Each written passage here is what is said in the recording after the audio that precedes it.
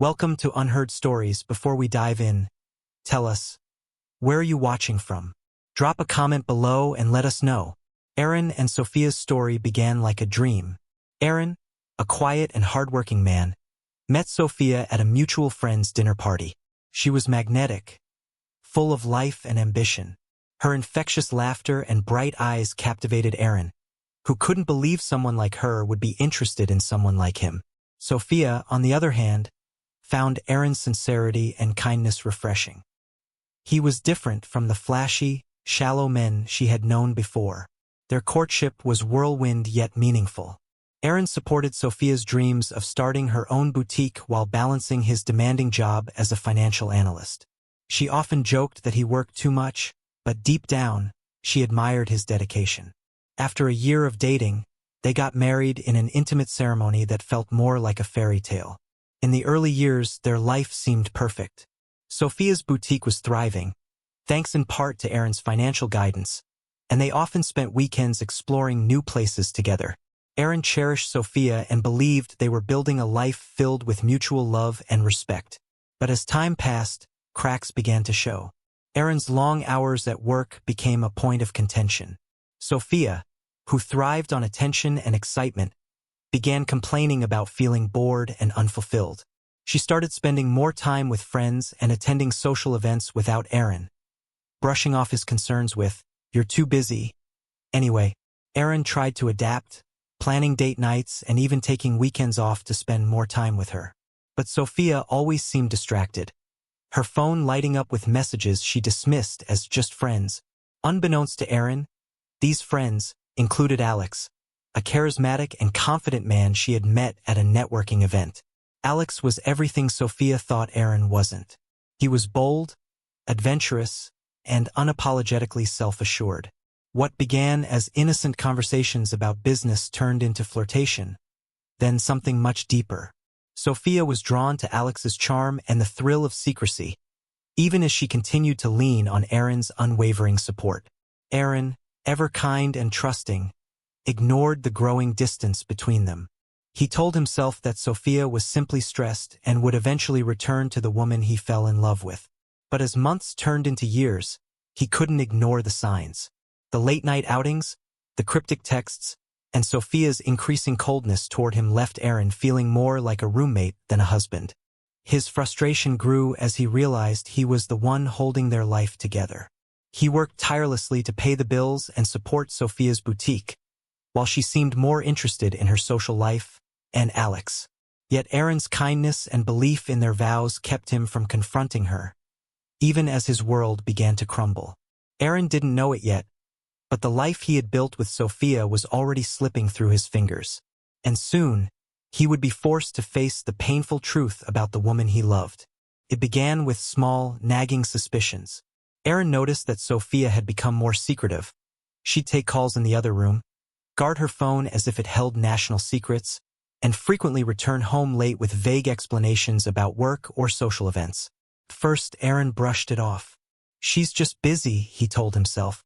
But the excuses piled up, and the distance between them grew wider. One evening, Aaron decided to surprise Sophia by dropping by her boutique with her favorite takeout. He found the store locked earlier than usual. As he was about to leave, he saw Sophia laughing in a nearby cafe with Alex, a man she'd introduced as a business contact. They were sitting closer than casual acquaintances should, and the way Alex touched her hand made Aaron's stomach churn. Still, Aaron convinced himself that he was overthinking, but his unease wouldn't go away. Over the next few months, Sophia's behavior grew more erratic. She'd leave the house without saying where she was going, claiming she needed space whenever Aaron asked questions. On one occasion, she casually mentioned going on a weekend work retreat, only for Aaron to discover through social media that Alex had been on the same trip. The comments and photos from their mutual acquaintances were damning. Yet Sophia dismissed Aaron's concerns with a simple, "You're being paranoid." The truth came crashing down one night when Aaron returned home earlier than expected. As he walked into the house, he heard muffled laughter coming from the living room. He froze at the doorway, his heart pounding, as he saw Sophia sitting with Alex on their couch, a glass of wine in hand. They didn't even flinch when Aaron entered. Instead, Alex smirked and raised his glass in mock acknowledgement. Aaron's voice trembled as he demanded an explanation. Sophia, unfazed, simply said, "Aaron, we've been drifting apart for years. Alex makes me happy in ways you can't." Alex, leaning back with arrogant ease, added, "You should be thankful. At least she's still coming home to you." The blatant disrespect left Aaron stunned. That night, Aaron slept in the guest room, unable to fathom how his marriage had unraveled so completely. The betrayal was bad enough, but Sophia's indifference and Alex's smugness were unbearable. Days turned into weeks, and Aaron found himself trapped in a living nightmare. Sophia continued her affair openly, making no effort to hide it. She and Alex even went away on weekend trips together, using Aaron's money to fund their escapades. Aaron tried to confront Sophia, but her responses were cutting. "You're just not enough for me anymore, Aaron," she said coldly. "If you can't handle it, maybe you should leave." Alex, emboldened by Sophia's support, went as far as mocking Aaron's meekness, calling him a doormat who didn't deserve Sophia. The final straw came when Sophia announced that Alex would be spending the weekend at their home. Aaron felt powerless and humiliated, but he knew he couldn't let this continue. Desperate for a way out, he turned to his best friend, David, for advice. David, who had always admired Aaron's loyalty and generosity, was furious when he heard the full story. "You don't have to live like this," David said, his voice firm. "You deserve better, and I'm going to help you take your life back." Together, they began planning a way for Aaron to escape the toxic grip of Sophia and Alex. But Aaron wasn't just looking to leave. He wanted justice. As the pieces of their plan fell into place, Aaron finally began to feel a glimmer of hope. For the first time in years, he saw a way to reclaim his dignity and free himself from the betrayal that had consumed his life. When Aaron finally decided to take control of his life, he knew he couldn't do it alone. He turned to David, his best friend and a skilled attorney, for guidance. David was appalled by the extent of Sophia's betrayal and Alex's audacity. "Aaron, you've endured more than anyone should. It's time to fight back," David said. He assured Aaron that with the right strategy, they could not only get him out of this toxic marriage but also ensure that Sophia and Alex faced the consequences of their actions. The first step was to prepare the divorce papers. David meticulously combed through every detail of Aaron and Sophia's prenuptial agreement, which had been Sophia's idea when they married. At the time, Sophia had been earning more than Aaron and wanted to protect her assets. Ironically, the same document would now work against her.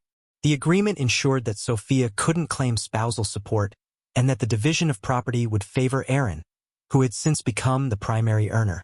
David drafted the paperwork, ensuring every clause was airtight. "We'll serve her these papers when the time is right," he told Aaron. But David also knew that Sophia wouldn't let Aaron go without a fight. "We need to keep you out of her reach," David advised. "If she senses you're serious about leaving, she'll try to manipulate you into staying." Aaron nodded, determined but nervous. He began making quiet preparations to leave town. David arranged for Aaron to stay with an old friend, someone Sophia wouldn't suspect, while the divorce proceedings played out. Meanwhile, David would handle everything on Aaron's behalf, ensuring Sophia and Alex couldn't interfere. Sophia, however, was far from oblivious. She noticed Aaron becoming more withdrawn and made calculated moves to maintain control over him. One evening, she cornered him in the kitchen, her tone surprisingly soft. "Aaron, I know things have been tense, but I still care about you. Let's not make any rash decisions," she said, placing a hand on his arm. Her words were sweet, but Aaron saw through the facade. He knew this was just another attempt to keep him tethered. When emotional manipulation didn't work, Sophia escalated her tactics.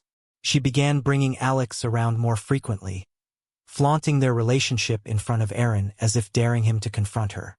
She also started accusing Aaron of being cold and distant, twisting the narrative to make herself appear as the victim. "If our marriage is failing, it's because you gave up," she said one night, her voice laced with blame. Despite the pressure, Aaron stayed focused. He shared his plans with no one except David, fearing that Sophia might try to stop him. Every evening, after Sophia left the house to meet Alex, Aaron would quietly pack a few belongings, careful not to leave any evidence of his intentions. The tension in the house was palpable, but Aaron kept his composure, knowing that his freedom was within reach. The day finally came when David served Sophia the divorce papers. Aaron had already left town by then, safely ensconced in a friend's home miles away. Sophia's reaction was explosive. She stormed into David's office with Alex by her side, demanding to know where Aaron was. "He can't just walk away from me like this," she shouted. Alex, looking more annoyed than concerned, muttered, "He's being dramatic. He'll come crawling back."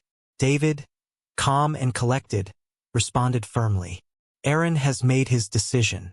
These papers are legally binding, and I advise you to respect his wishes." Sophia's face twisted with anger. "You have no idea who you're dealing with," she hissed. But David didn't flinch. "Actually, Sophia, I do. And for the first time in years, so does Aaron." As Sophia left David's office, furious and defeated, Aaron felt a weight lift off his shoulders. For the first time in years, he was free. Not just from Sophia's control, but from the emotional chains that had kept him bound. The road ahead wouldn't be easy, but Aaron knew he had taken the first step toward reclaiming his life. The day Sophia was served the divorce papers was the beginning of the end for her carefully constructed narrative. David had arranged for the papers to be delivered to her at home, ensuring Aaron would remain safely out of sight. When the courier handed over the envelope, Sophia opened it casually, expecting nothing out of the ordinary. Her face fell as she read the bold heading, "Petition for Dissolution of Marriage." Rage boiled inside her as she slammed the envelope down on the table. Alex, lounging nearby, raised an eyebrow. "What's got you so worked up?" he asked. Sophia shoved the papers toward him. "Aaron's divorcing me," she spat. Alex smirked, unfazed. "About time. The guy was a drag. Anyway," but his indifferent reaction only fueled Sophia's anger. "You don't understand. He's not supposed to be the one walking away. I'm the one in control." Sophia wasted no time contacting her lawyer, a seasoned attorney named Greg. She demanded that he block the divorce at all costs. Greg, however, was less optimistic once he reviewed the prenuptial agreement. "This is ironclad," he admitted reluctantly. "There's not much room to contest it unless we can prove coercion or unfair circumstances." In the weeks leading up to the court date, Sophia attempted to contact Aaron repeatedly, leaving pleading and sometimes angry voicemails. Each time, David intercepted and documented her attempts, ensuring her manipulation tactics wouldn't undermine the case. When the court date finally arrived, Sophia entered the courtroom with Greg by her side. Her confidence was visibly rattled, but she tried to maintain her composure. David was already there, calm and prepared, sitting next to Aaron, who avoided looking in Sophia's direction. The proceedings began with Greg arguing that the divorce shouldn't proceed without a face-to-face meeting between Aaron and Sophia. "My client believes that with proper communication, they can resolve their differences and avoid such drastic measures," he argued. David countered swiftly, "Your Honor, my client has endured years of infidelity and emotional abuse. He has made it explicitly clear that he does not wish to meet with Sophia, as it would put undue pressure on him to return to a hostile and damaging environment. He has every right to protect his mental and emotional well-being." The judge turned to David. "Do you have evidence to support these claims?" David nodded and began presenting meticulously gathered documentation. Photos of Sophia and Alex together, receipts showing Sophia using Aaron's money to fund trips with Alex, and even texts where Sophia mocked Aaron for his perceived weakness were all laid out before the court. As the evidence mounted, Sophia grew visibly uncomfortable. Her confident facade began to crack, and she shot panicked glances at Greg, who struggled to contain the damage. "Your Honor," Greg interjected, "these documents, while incriminating, do not necessarily warrant such a harsh response as a divorce. My client is willing to reconcile." David was ready for this argument. "Reconcile," he said, his voice steady. "Your Honor, this isn't about reconciliation. This is about my client regaining his dignity and freedom after 3 years of open infidelity, humiliation, and financial exploitation. The prenuptial agreement, which Sophia herself insisted upon, clearly outlines the terms of their separation. She has no legal or moral grounds to oppose this divorce. Sophia couldn't hold back any longer. She stood up abruptly. "He's lying," she shouted. "Aaron loved me. He still does. He just needs to see me, and he'll remember that." The judge raised a hand to silence her. "Mrs. Daniels, please sit down. Your outburst is not helping your case." David continued, "Your Honor, my client has suffered enough. He has taken every precaution to ensure this process remains fair and amicable, despite the pain he has endured. We ask the court to uphold the terms of the prenuptial agreement and grant the divorce without delay." After a brief recess, the judge returned with a decision. After reviewing the evidence and hearing both sides, it is clear that the marriage has irretrievably broken down. The prenuptial agreement will be upheld, and the divorce is granted effective immediately. "Mrs. Daniels, your objections are noted, but this court cannot force Mr. Daniels to remain in a marriage against his will." Sophia's face crumpled as the reality set in. She turned to Greg, desperate. "Do something," she hissed, but Greg only shook his head.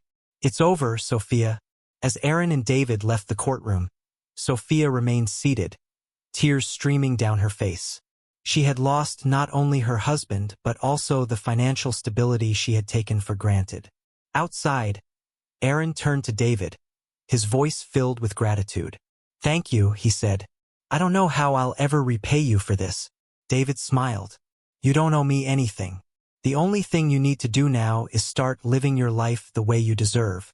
For the first time in years, Aaron felt a weight lift from his shoulders. He was finally free, and the future no longer felt like a burden, but a promise. With the divorce finalized, Aaron felt a sense of freedom he hadn't experienced in years. The toxic weight of his marriage to Sophia was finally lifted, and for the first time he could focus on himself. He moved into a modest but cozy apartment in a new town, far away from the memories of his old life. Every corner of the space felt like a fresh start, untainted by betrayal or manipulation. Aaron poured his energy into his work, rediscovering the passion and confidence that had been buried under years of emotional abuse. He found joy in small things: morning jogs, cooking meals for himself, and even reconnecting with old hobbies like photography. Each day felt like a step forward, a reminder that he had survived and come out stronger. He also began to rebuild his social life, making new friends who valued and respected him. Aaron's newfound independence wasn't just about being free from Sophia. It was about reclaiming his dignity and self-worth. He no longer second-guessed his decisions or allowed others to undermine his confidence. The man who once felt powerless was now standing tall, his life firmly in his own hands. Reflecting on his journey, Aaron realized the most important lesson he'd learned.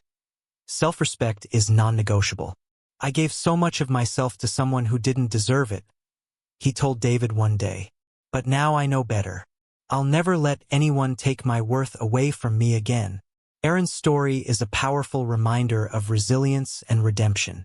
Betrayal can break you, but it can also be the catalyst for growth. He didn't just survive his ordeal, he thrived. And now, to all of you watching, what would you do if you were in Aaron's shoes?